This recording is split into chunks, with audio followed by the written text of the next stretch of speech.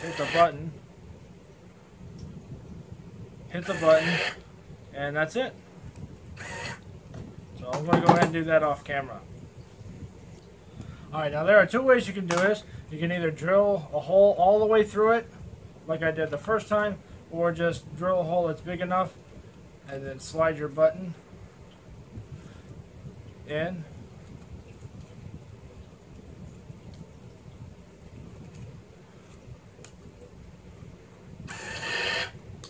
Scared me. Okay. And through, like this. This will protect the wires from your hand moving over it and a whole bunch of other things. So that way you don't have to, that way you're not, if you're at a Comic-Con or something and you have your hand in it and by some chance you accidentally tear one of the wires, this method will prevent damage to it. Now just simply take your hot glue gun again and put a little bit of glue on the back of the button so that way it's not going to go anywhere. And if by some chance you cut your hole too big like I did, simply fill it with hot glue.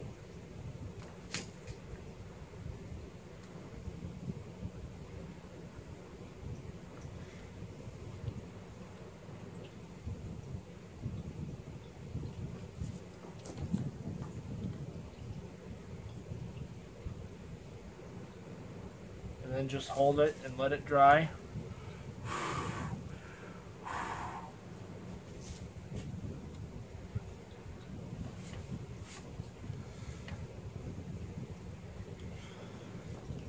And then if you need, add a little bit more hot glue.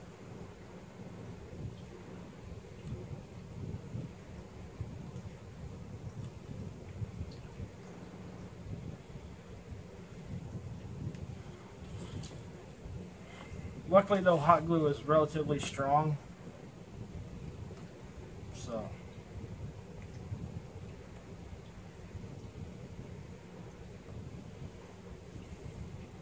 whatever you do, do not press the button while the hot glue is drying, because you can accidentally glue the button shut, and then either one or two things will happen. The chainsaw won't work at all, or it won't stop working.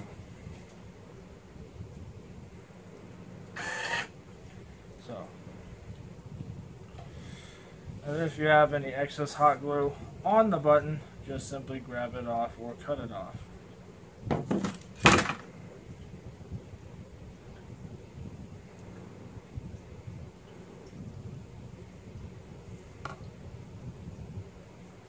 And then what you can do is just take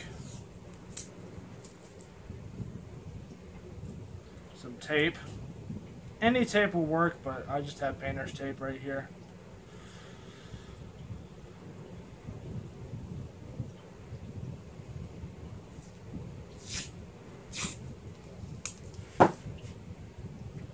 Place it over the black part of the button.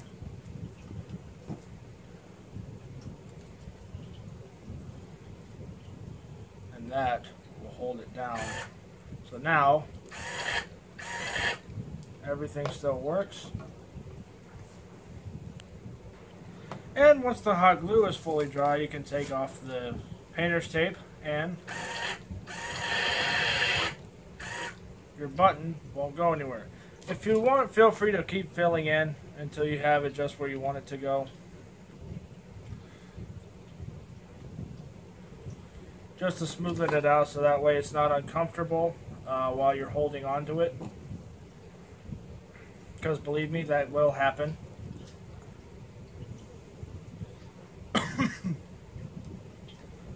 So,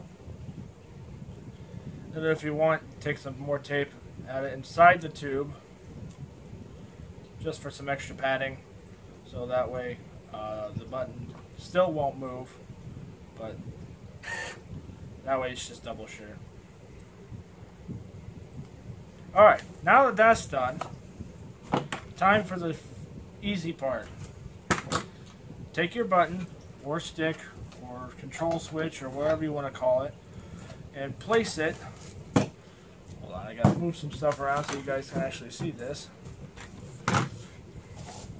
Take your control stick and place it right inside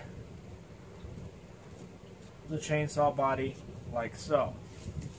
Now that that's done, take your hot glue gun or super glue. I would recommend super glue, so that way it doesn't come off. But place some hot glue on the base of it, and then quickly slide the control switch back onto the chainsaw. That should keep it from going anywhere. Because if you're going to have this method is meant so that way you can easily carry these things at a Comic-Con or a party or whatever for a long period of time.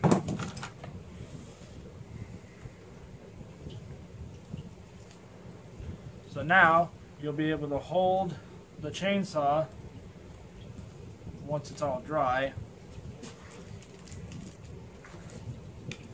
That's why I'm using hot glue, just to save time, literally. Because otherwise I'd be using super glue.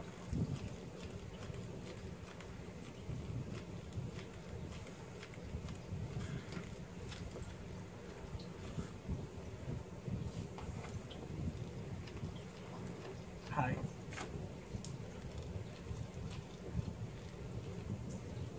Alright. So now that the handle is done, just let it dry, and then simply put the two halves back together.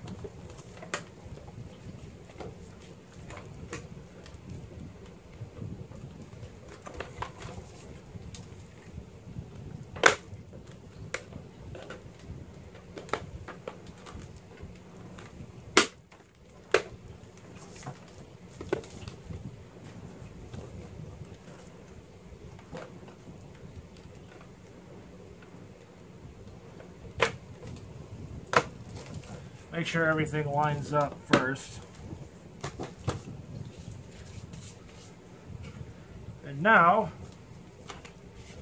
you have the start of a chainsaw.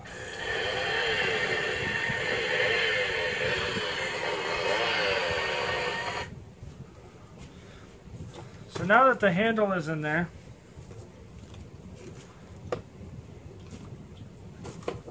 you're technically done, aside from the cufflink. But if you want to go all out, just like this one,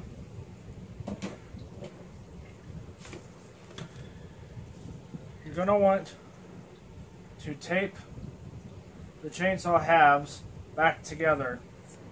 You don't want to screw it just yet. And you'll see why on my next tutorial video on this chainsaw, because this is unfortunately going to have to be a 3-part series and not a 2-part series.